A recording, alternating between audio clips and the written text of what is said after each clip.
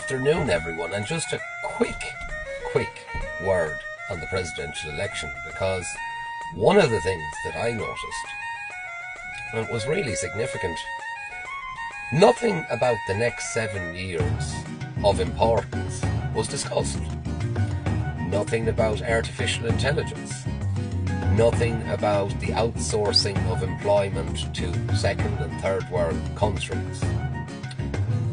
Nothing about currency, despite the fact that gold and silver and crypto are at all-time highs and fiat currency every day seems to be looking weaker. There's nothing about alternate currencies. I am getting the sense in Ireland, looking at that election, that the vast majority of people who are politically engaged seem to be people who are 40 years of age and up.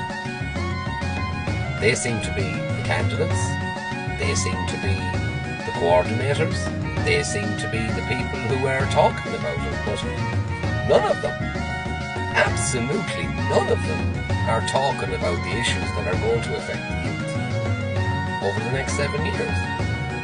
And the only youth, it seems, who are politically engaged are the kind of champagne socialist type who came out of college that thinks voting for a geriatric socialist is going to solve the problems. It won't. We are looking down the barrel of mass employment leaving Ireland very shortly.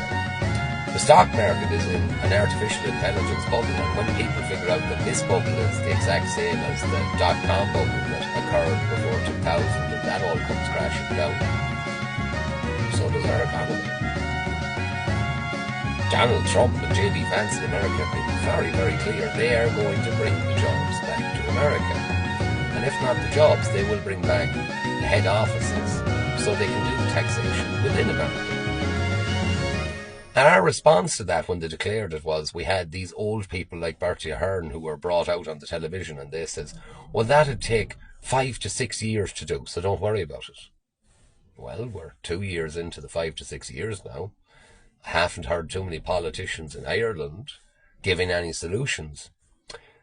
Seems to me like they've accepted their fate.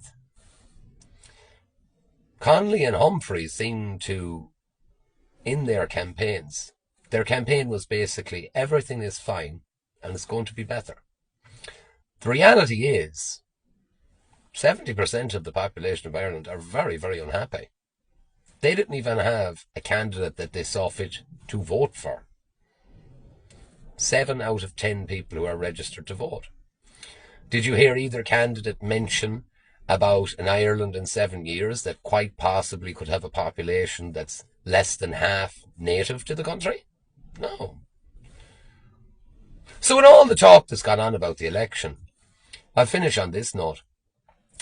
The youth of Ireland are being held hostage by middle-aged and up people who are totally dependent on an economy that will not exist within 5 to 7 years.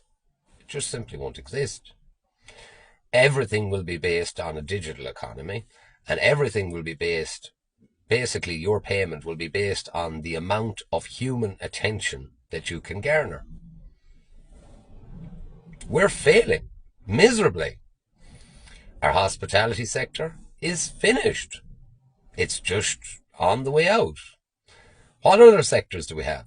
Fair enough. Agriculture. What's agriculture looking like in a population, a global population that's actually on the brink of decreasing? Fair enough. A lot of migration, but the total numbers are decreasing. We're being held hostage by old people who haven't a notion about what's to occur.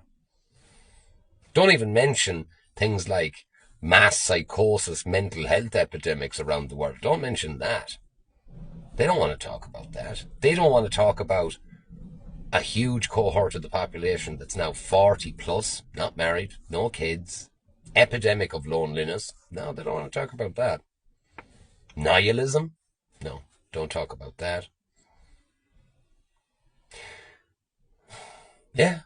So now we have the champagne socialist at the very top of our country, and America, and more than likely Israel, will see that Ireland is not a country to deal with, and will bear the consequences. This is going to be a ludicrously bad thing for Ireland. and you have people cheering for it as if they've done something. It's like a funeral. He lived a great life. Unless we have significant change very shortly in Ireland, we're going over the edge of a cliff.